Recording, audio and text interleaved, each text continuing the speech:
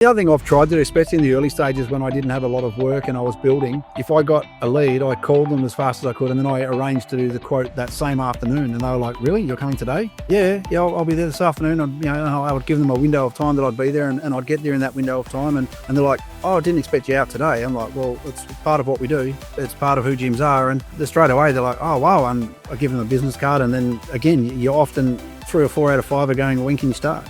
You haven't discussed the quote, your price, the job. They're blown away that they've got someone so responsive. So Mark, thank you very much for joining us on the Jim's Mowing and Jim's Group podcast today. We do appreciate it. And you sent a really good email out to Jim and you wanted to come on the podcast, which is awesome for me. We're always looking for guests. So what inclined you, what made you want to come on and talk about your story? Yeah, there's a couple of things. I just, going into gyms, there's a lot of apprehensions. I'm sure there is with everyone. You've made the decision, but is it really going to work? Is it going to do what you hope it would do, what you believe it would do, what you hear that it will do? And for me, it's been that. It's been everything I wanted it to be, everything that it's promoted it is. And I just wanted to talk about that because I felt there's obviously going to be others out there that, should I do it? Is it going to, is it what they say it is? And I just wanted to confirm that, yes, it is. That's great to hear. We can end it there. No, but what we can do is, I remember you from training, because I overheard you with, we do an Ask Jim session, and about the bus, there was issues with the bus. There was a whole bunch of dramas and stuff. Yeah, that's correct. Yeah. I won't go into it. I had to ask you about it. That wasn't a good start from us anyway, from our perspective, where we obviously had big expectations on you guys, and then we dropped the ball, or whoever the supplier was dropped the ball with the bus company. So it didn't get off to the best start. No, look, it didn't. It was pretty funny, really. Like, the first couple of days of training, it's all about, customer service, being on time, being punctual, doing what you say you're going to do. And we didn't have a bus at the airport to pick us up. So, yeah, it was pretty fun. I do remember, I find that funny. I overheard, I thought I had to step in and just try and talk about it because it was very bad timing. There's a few things going on actually at the time. But what were you doing prior to Jim's Mowing anyway, and what sort of prompted the change for you? So I spent probably the last almost 15 years in the mining industry, particularly relating to the heavy tyres. I was a heavy tyre fitter, doing all the big dump trucks and things. It had been good to me for a long time, but it hadn't taken me where I'd wanted to go. And we'd had some stuff happening within the family that, we'd lost our son in July last year, and that had sort of rocked the family quite a bit, as these things do. And we're all coping in our own ways, and I wasn't doing really good at all from a mental health point of view. And I was sitting on a client's site one day, and I went, and I just, it just sort of washed over me, and I cried uncontrollably for about 10 minutes. And I went, no, this is not right. I can't keep doing this. So that was on a Friday about midday. So I had some heavy conversations with the family over the weekend, and this decision was clear that I had to change what I was doing because the work environment had become unsupportive and toxic and wasn't good for me to be around when I had my own struggles as it was. So then I began investigating everything I possibly could. And I've looked at all of the gym's competitors. It turned up some I didn't even know were there. Looked at all of their models and looked at the gym's model and felt that gym's was the right fit for me. And it was the direction I needed to go. And I needed to sort of be working for myself for a little bit and be in my own headspace and try to get back to a better me. And were you a FIFO worker, or were you based? Yeah, I did do some FIFO, but I was Perth based for the last 5 years. But some of that time was FIFO over that 15 years. Yeah, I did 6 months in Kalgoorlie when I was younger as a driller offsider for a bit, and I thought that's enough for me. I'm going to go to uni. So that was it's not an easy existence. It's very tough. No, it's not. It can be very tough. And so with you, why was it then Jim's Mowing? Were you looking to get into did you have a passion for gardening, or what was it about that franchise, or was it just something that you knew the brand, or you liked the idea of working in the garden, or what was it about it? I've always enjoyed doing my own lawns and got a lot of satisfaction out of that. And obviously Jim's is, the biggest brand in the space, and it's the first thing people think of when they want to do their lawns or gardens and they don't want to do it themselves. That resonated with me, and that, I had people say to me, why don't you just go and do it on your own, and why are you paying them money for, just do it yourself? And, that option was there, but with where we were at in life and my mental health, I didn't want the hard grind that went with that, and the slower burn potentially. If I was ever able to be successful, I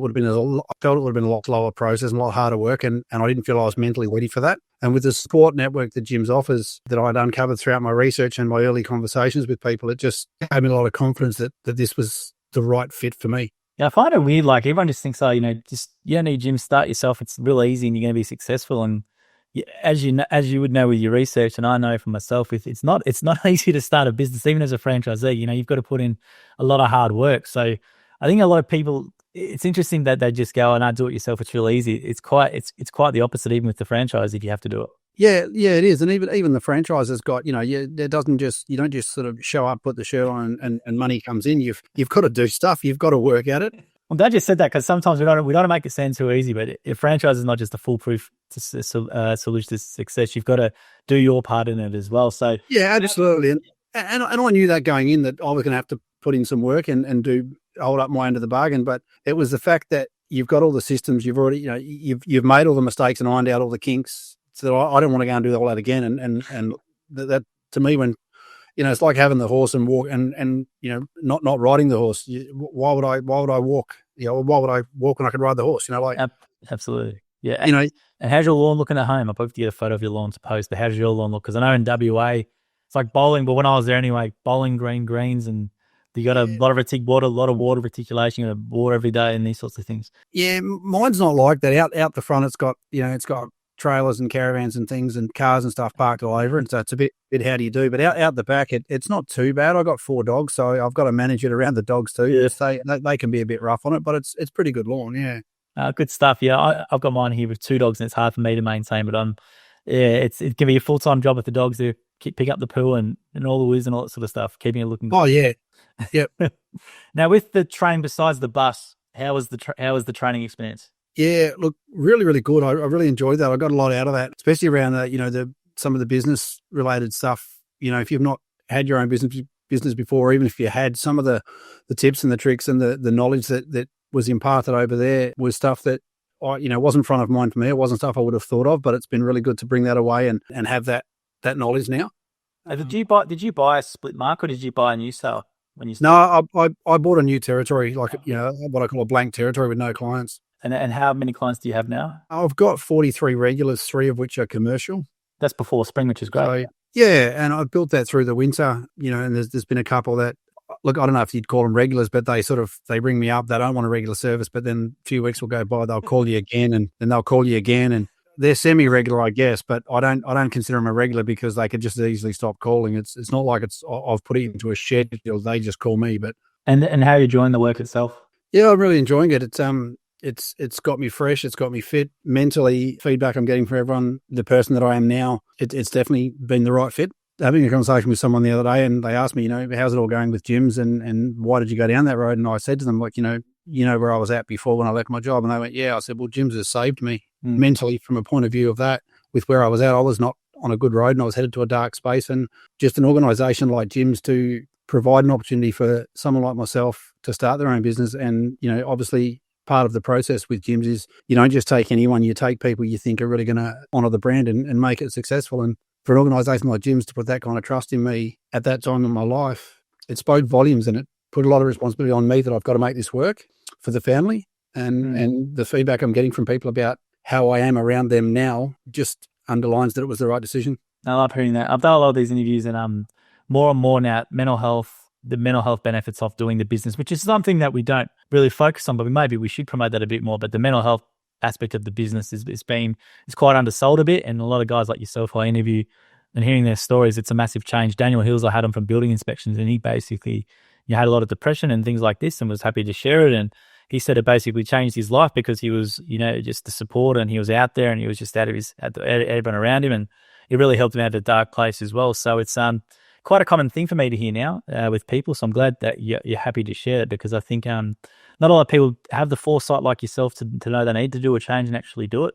I'm in an arm for a long time, and it's great to hear. And that was the thing. I was conscious of where I was at and that I was deteriorating, and the thoughts that I had in my head and the road that I was on mentally, it wasn't going to a good place. And if I tried to tough it out at that job, or if I'd just gone and got employment elsewhere and worked for another boss, whilst it's fresh, I wasn't going there as the best version of me. And I would have taken some struggles with me and then potentially not made the best of that opportunity. And then I just would have been resetting 4 months later. I recognized that I needed to be in my own headspace for a period of time and have a little bit more control over my time and the type of tasks that I do. And this business, gyms, the franchise gave me the opportunity to do that, to have that element of control and flexibility. And if I was struggling with my mental health that day, as you know, with this job, a lot of the clients, they're not on site when you're there. And so that just allows me to deal with me. I don't have to deal with people. I don't have to be a certain way to please people. I can just go about my job and process what I've got to process to get out the other side of that day. Whereas when you're in an employment and you're in a business, you're interacting with teammates and potentially customers and clients and things all the time. And you need to be able to behave a certain way and be at a given level 100% of the time. And I wasn't able to do that.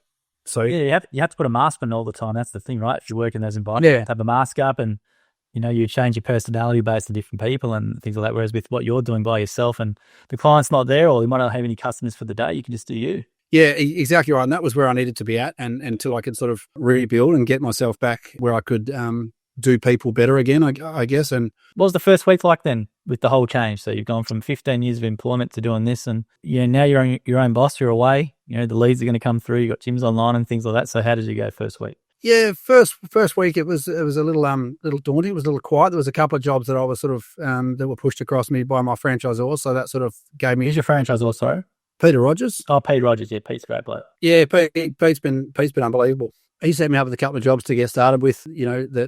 That for him, and then just a couple of friends that he knew that needed something done.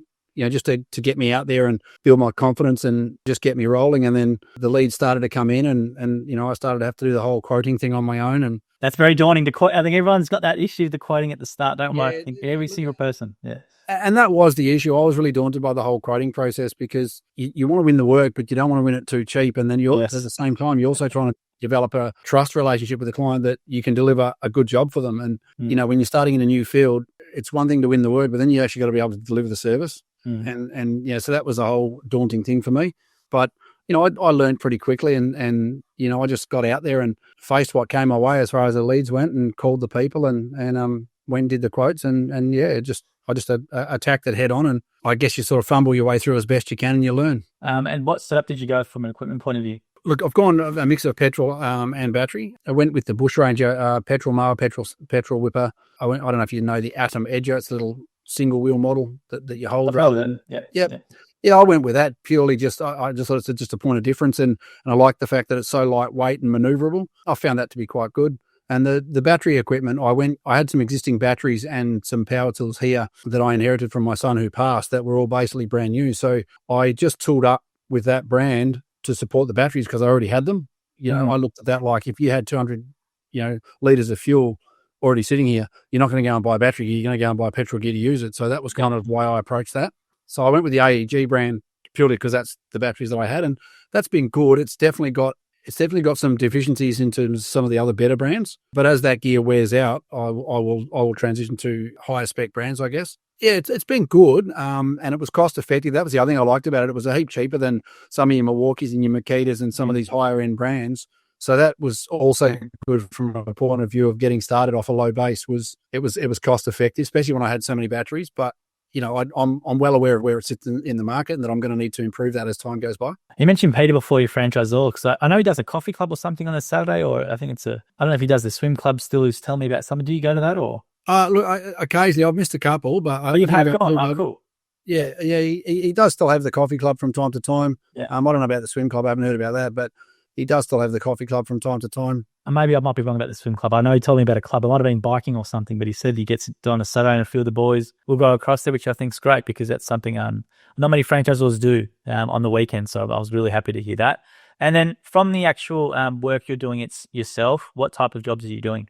Yeah, look, in the area I'm in, it's an area that's, I suppose, socioeconomically is on the rise, but it's at the lower end of the scale. So a lot of the jobs are. Where are you? Sorry, which area? I'm in Seville Road near Armidale. Okay, Armidale. Yeah. Which is, yep. Yeah, it's generally not looked on favourably by a lot of people, but it's I've been here over 20 years now, and I've seen the changes and the growth, and it's building. There's a lot of new estates going in with higher quality homes, higher quality lawns, higher value people, I guess, from a financial point of view. Well, I used to live in Barangaroo, mate. So I used to live in Barangaroo, which is near Bowdra, Girraween, and Alexander Heights for 8 years. Yeah, so you'd understand. We're a little bit like Bowdra in the south, I guess.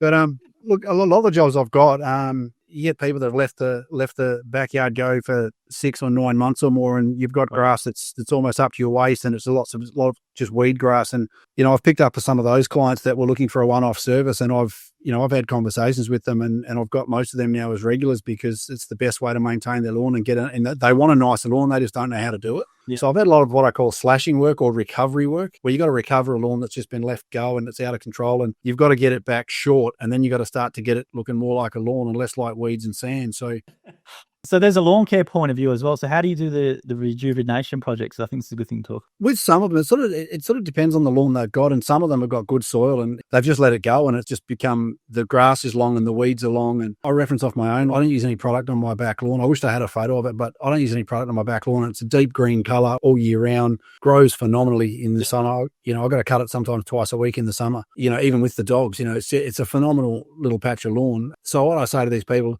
the more you mow it, and I try to. You do get that, you're just saying that because you want more. No, look, yeah, there's the money side of it, but you're either going to spend money mowing it or you're going to spend money putting products on it. I said, you can choose. I said, but you're going to spend money somewhere if you want a nice quality lawn. I said, I can give you that, but you're going to spend money and it's going to be me doing the work either way. And with some of them, they've just opted for mowing and they want to see how it goes. And we've got a couple that have come back really, really well. Others are needing some products, so we're putting some fertilizer in, maybe top dressing it, things like that. Absolutely.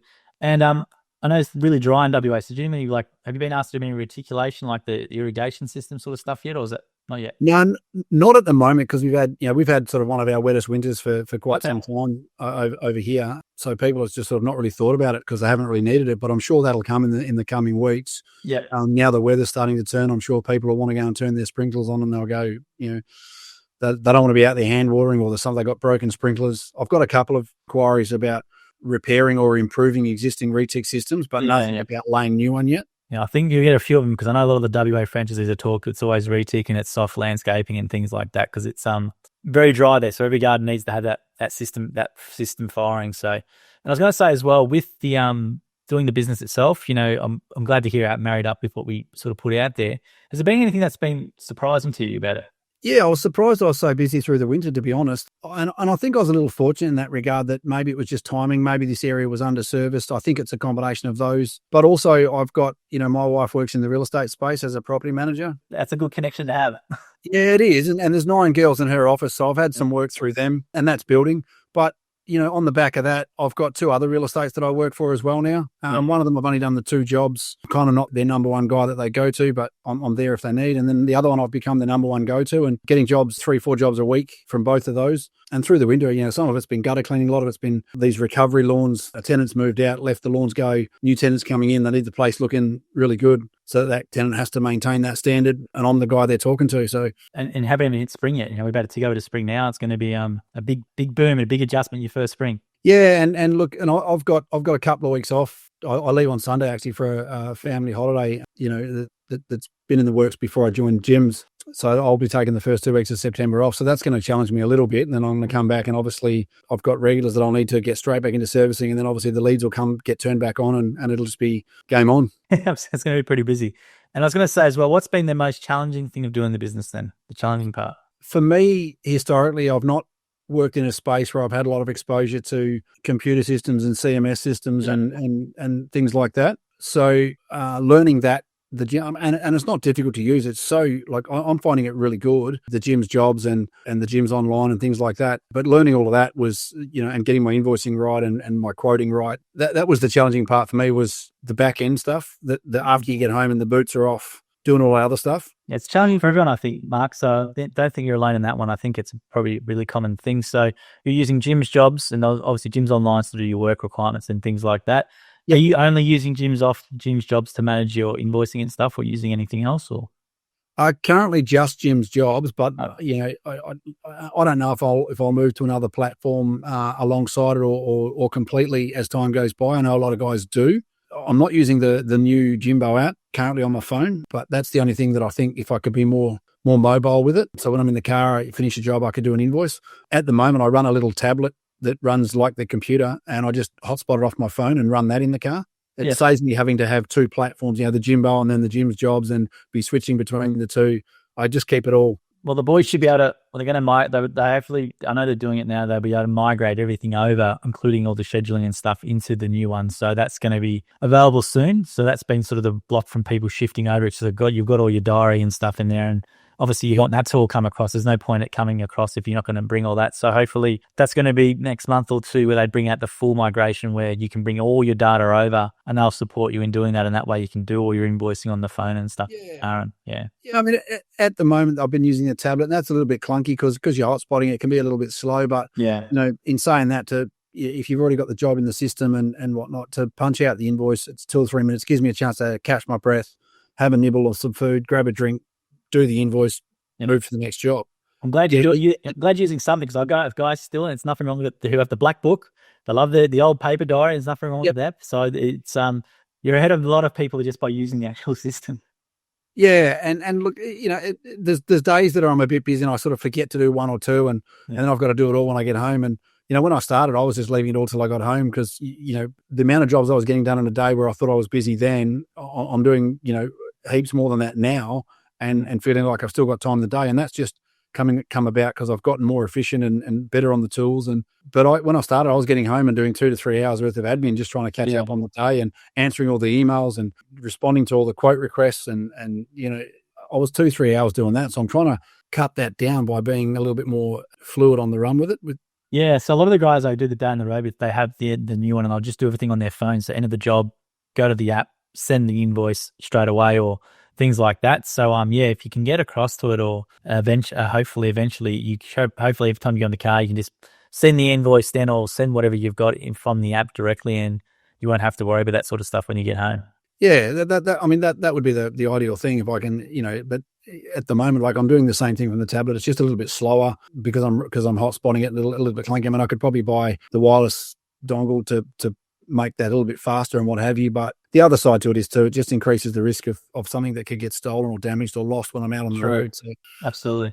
So how long is the admin for you at night now when you go home? Oh, look, I've condensed it. I've gotten a lot more efficient at using the system now and smarter in the way I set the week up and sort my jobs out. But I've condensed that down a bit now. It all depends on what's going on. Like I get home and depends. Like I got home yesterday and I had 2 quotes to do, one of to write up, one of which was quite extensive. It was some soft landscaping and stuff. But then you go to check your emails and there's 3 or 4 quote requests from the real estate companies, and you've got to put all those clients into the system so you can go and do the quote and put, so there's a bit to do there, and it varies from day to day. I have days I get home, I've got no new emails or anything to deal with, and it's quite quick. But days like that, I've got 4 or 5 clients I've then got to set up in the system so I can generate a job to go and do a quote. And, sometimes I've got to email the real estate back to clarify details and go. But so I could be on the computer for 2-3 hours. Sometimes it's just half an hour.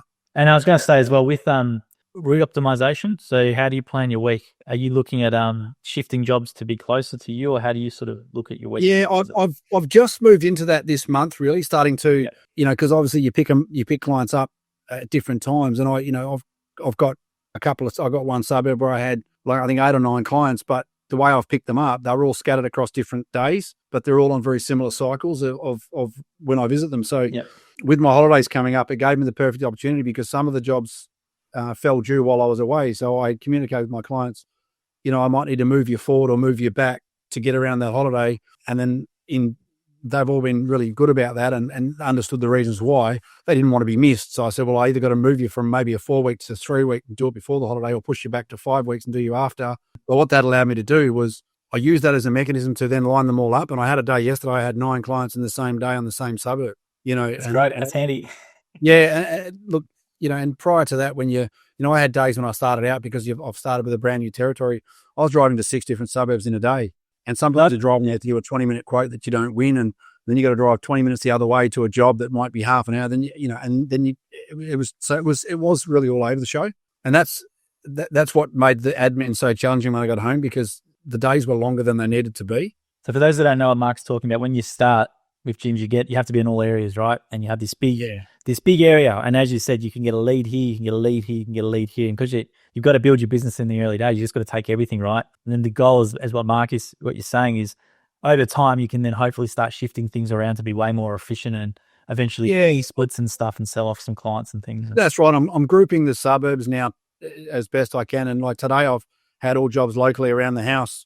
And that was deliberately strategically planned that way so I could be available for this and finish at a good time. I appreciate it. But again, that came on the back of my holidays. So that, in a way, has been it was been the trigger that forced me to sort of manipulate it around a bit. I was looking at it anyway and starting to try and tighten it up, but it just made it so much easier with those holidays coming up and the clients knowing that I'm going to be on leave, them not wanting to miss their service. They were willing to be sort of shifted around, and I have indicated that'll be their new pattern now. Like that'll be the date that I come. And that's great. I was going to say then, from being in the business now, what's your perspective or what's your belief around your customer service standards and difference? Because there's a lot of independents around. There's a lot of other brands now. There's a lot of backyard barriers who will start up and things like that. So what do you think's your point of difference, or what makes your business so different to theirs? Yeah, look, I know of some independents that work out of my local area, some of which, do really well. And I was on a job just on Tuesday and I got to a house and an independent turned up at the house next door while I was there. And, we had a quick chat and, swapped details in case we sort of need some support later on.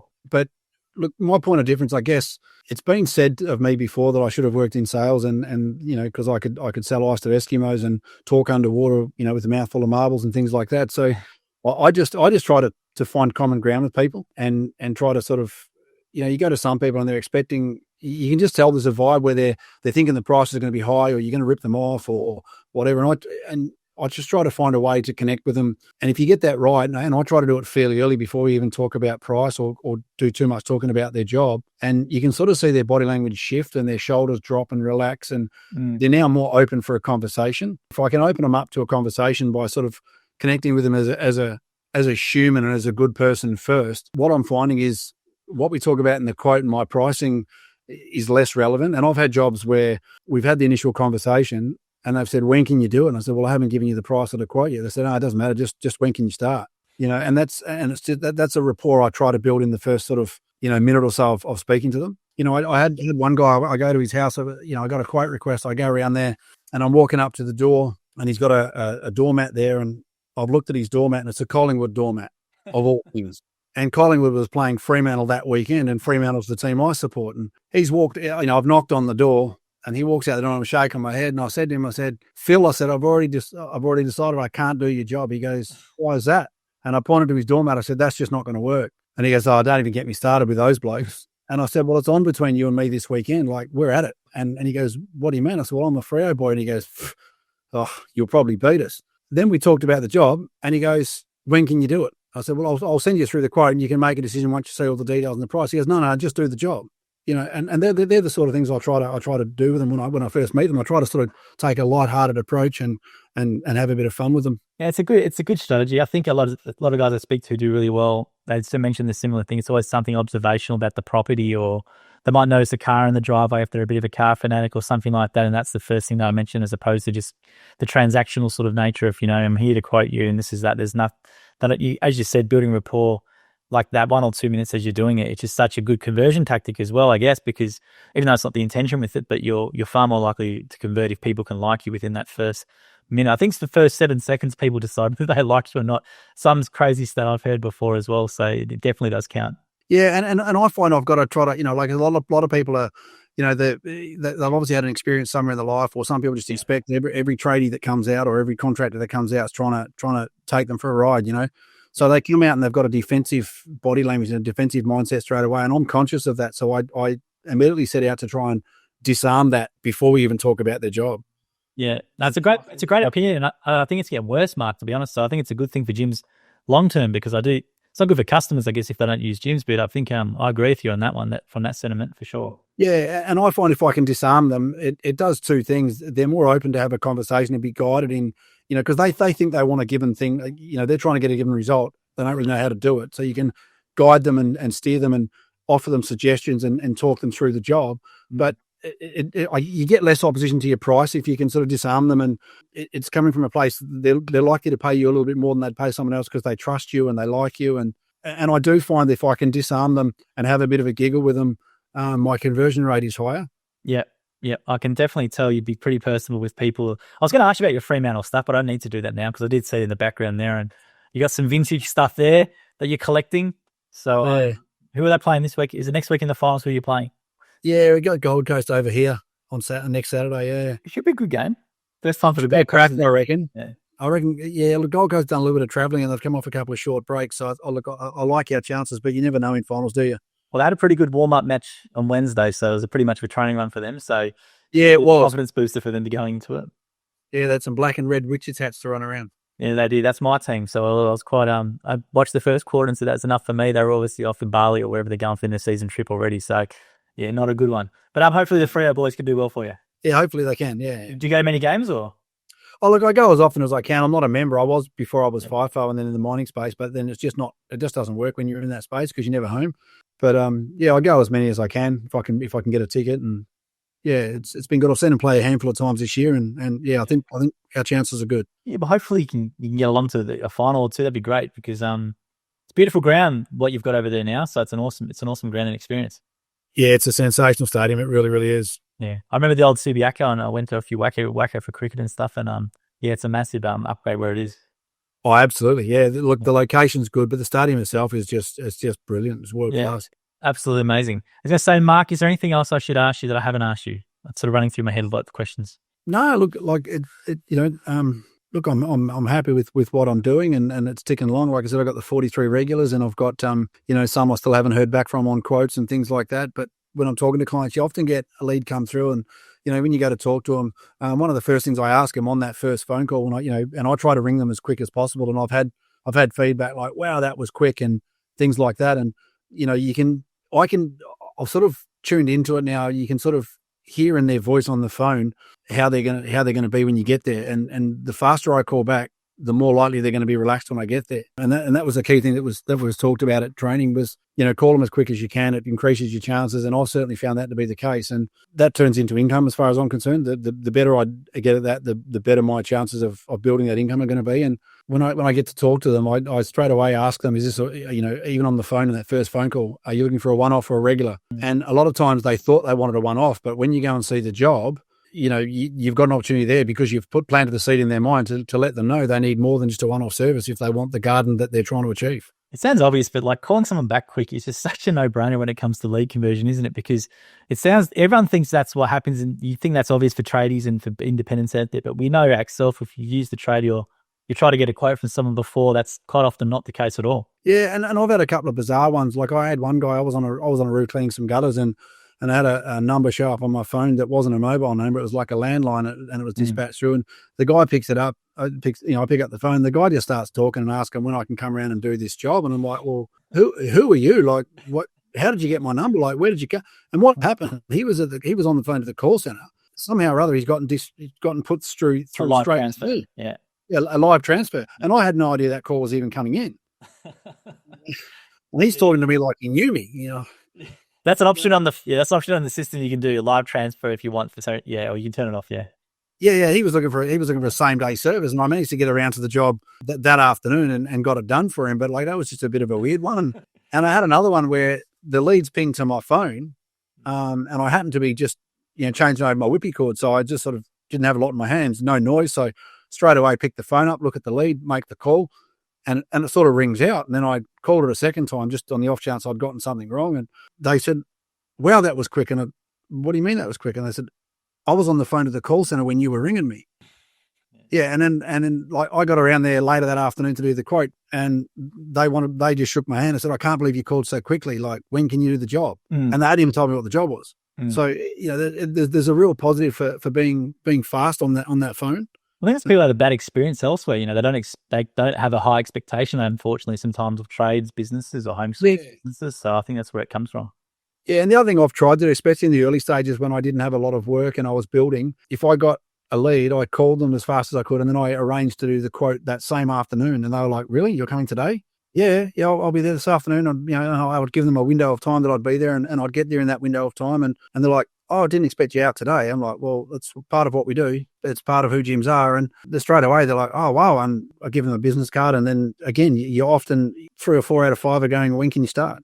You haven't discussed the quote, your price, the job. They're blown away that they've got someone so responsive. Yeah, it's amazing. And it sounds like it's obvious, as we've been said earlier, but we know it's not. And if you've used tradies yourself, you don't get that. So it's great to hear that that's what customers are saying to you. And I was going to ask, because we always get this question, you probably get it from your mates as well. Does Jim take 40% of your income, 30% of every job, or how does that all work, fees?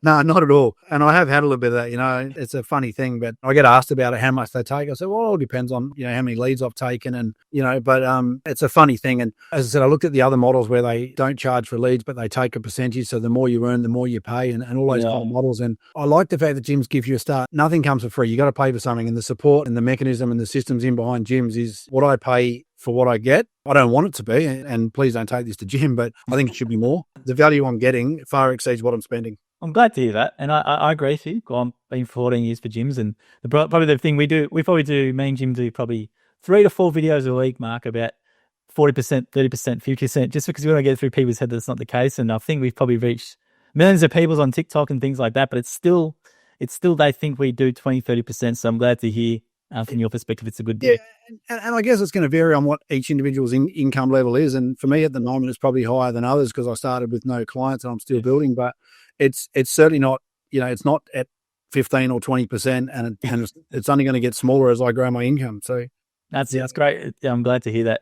Well, Mark, thank you very much for your time today. You've got a good footing in your business now from winter. It sounds like hopefully you have a great holiday and you come back and you're going to be getting flogged in spring. I reckon you're going to be flat out and hopefully have a massive business by the end of the year, and you'll need another holiday by the end of the year. Yeah, I'm actually looking forward to the challenge, and I've got a number of clients, 2 commercial ones and a domestic, and 3 or 4 domestic ones where the properties are big enough for a ride-on. So I've just organised the purchase of a ride-on. I had a borrowed mail that I ran for a couple of jobs just to give it a trial run to make sure it was going to be suitable for those jobs, and now I've ordered one of those. So that's going to take me to another level of efficiency as well. Yeah, that'd be great. Yeah. Yeah, I had a property the other day. It's something like nearly 500 square meter block, vacant block that I was slashing, and I was push mowing it. Then I got the ride-on there for the second visit, a couple of weeks later, and just worlds apart in efficiency and time. Yeah, absolutely. I've interviewed a few franchisees, and they said that I think I asked for the best bit of business for us, and they go, buy a walker, buy a stand-up mower. It will pay for itself back in such a short amount of time. So yeah, and I sort of knew. For me, I'm at the stage now of that route optimization. You said grouping the jobs into suburbs and then finding efficiencies and the right, that was one mechanism. Getting the right on was another. Trying to be a little bit more fluid with my invoicing on the road is another. Because the more I can do of that, the longer into the day I can work because I've got less admin to do when I get home. And as we turn in the season, I think all of those 3 mechanisms are going to be super important for me to take the business to the next level. And it's great you have an improving mindset as well. I think that's the key, wanting to improve. So that's probably the best thing. Yeah, and I'm constantly looking at each job when I go there and trying to find if I can do it better and is there a way I can give them a better result each time I'm there, or is there more, if I was doing a job at a given price and now all of a sudden I'm doing it 20 minutes quicker, am I still, I look at it from a value proposition. They could look at that and go, okay, I'm not getting what I paid for anymore. Yeah. I try to find ways I can still give them that value. Now, do I find other things to do and not charge for to give them the original time I was giving them? Or do I just see it as an efficiency win for me and move on? Sometimes I think you've got to go each way. Sometimes it'll be a win for me. Sometimes I'll find more to do for them to give them the value because they're the kind of personality or client that's what they're going to want. No, it's a good way to look at it. Well, Mark, thank you very much for your time today. We appreciate it. Thank you for sharing all the information you've done. And I'm glad to hear how well it's been going for you, especially from the mental health stuff. We've got a bit of a passion for with gyms, and hearing how that's helped you it's been great, and it's what the business is designed to do. And good luck on your holiday. I didn't ask where you're going. You going up? We're headed up to Exmouth with the caravan. We're going to scatter my son's ashes up there. So. Exmouth, beautiful part of the world, and it's obviously going to be an emotional time for you and your family. What do you do this way of the world? Yeah, we'll be up there for his birthday. He would have been 21, so going to be up there for his birthday and scatter his ashes and just have a little bit of a celebration and then some time to ourselves.